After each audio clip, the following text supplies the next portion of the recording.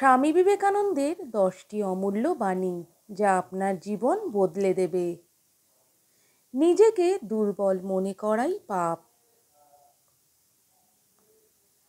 তোমার ভয়কে জয় করো, ভয়ই পতনের মূল। যতক্ষণ তুমি নিজের ওপর বিশ্বাস করতে পারছো না, ততক্ষণ তুমি ঈশ্বরে বিশ্বাস করতে পারবে না। যে ব্যক্তি স্বার্থ ত্যাগ করতে পারে না, সে কখনো মহান হতে পারে না। তুমি যা ভাবো, তুমি তাই হয়ে ওঠো।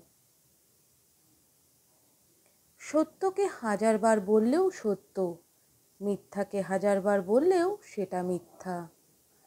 যারা শুধু নিজের জন্য বাঁচে তারা মরে যায়, যারা অপরের জন্য বাঁচে তারাই বেঁচে থাকে।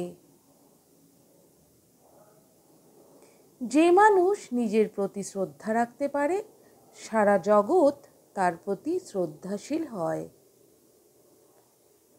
ওঠো, জাগো এবং লক্ষ্য অর্জন না হওয়া পর্যন্ত থেমো না।